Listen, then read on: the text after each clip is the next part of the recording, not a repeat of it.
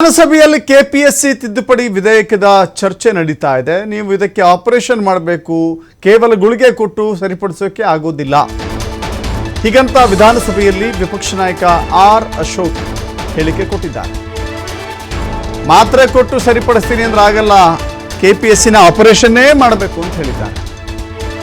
UPSC ಕೇಂದ್ರದ UPSC ಮಾದರಿಯಲ್ಲಿ ಕೆಪಿಎಸ್ಸಿಯನ್ನು ತೆಗೆದುಕೊಂಡು ಬನ್ನಿ. ಈಗ ತಂದಿರುವ ಕಾಯ್ದೆಗೆ ಮತ್ತೊಂದು ದಾರಿ ಹುಡುಕ್ತಾರೆ. ಸರಿಯಾದ ಸರ್ಜರಿ ಮಾಡಿ ಬಿಲ್ ತರಬೇಕಾಗಿತ್ತು. ಮುಂದಿನ ದಿನಗಳಲ್ಲಿ ಮತ್ತಷ್ಟು ಕಠಿಣವಾಗಿ ತಗೊಂಡ್ಬರಬೇಕು.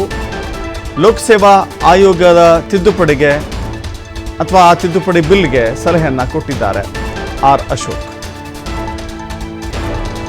ಸುಮಾರು 2 ಗಂಟೆ ಮಾತಾಡಿದ್ದೀನಿ ಕೆಪಿಎಸ್ಸಿ ಅಕ್ರಮಗಳ ಬಗ್ಗೆ.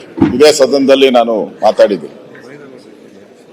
ಲಾ ಮಿನಿಸ್ಟರ್ ಅವರು ಕೆಪಿಎಸ್ಸಿಯ ಸ್ಥಿತಿಗತಿಗಳನ್ನ ಅರ್ಥ ಮಾಡ್ಕೊಂಡೆ ಬಿಲ್ ತಂದಿದ್ದಾರೆ ಅಂತ ಅನ್ಸ್ತೈತೆ ನನಗೆ. ಯಾಕೆಂದ್ರೆ ಇದು ಆಪರೇಷನ್ ಥಿಯೇಟರ್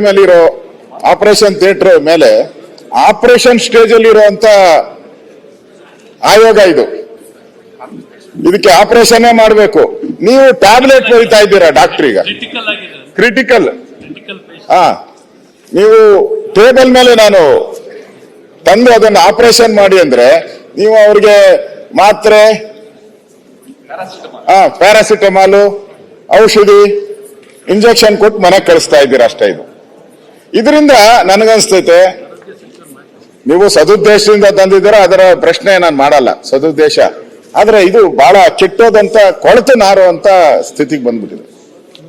ಇದಕ್ಕೆ ನಾನು ಯುಪಿಎಸ್ಸಿ ಮಾದರಿಯಲ್ಲಿ ತನ್ನಿ ಅಂತ ಹೇಳಿದೆ. ಅಲ್ಲಿ IAS IPS ಪರೀಕ್ಷೆಗಳು ಹೆಂಗ್ ನಡೀತೆ ಅಲ್ಲಿ ಯಾವುದೇ ರೀತಿಯಾದಂತ ಅಕ್ರಮಗಳಿಲ್ಲ. ನಾನು ಕೇಳಿರೋ ಪಟ್ಟಿಗೆ 199% ಯಾವುದು ಇಲ್ಲ ಅಂತ ಇದೆ.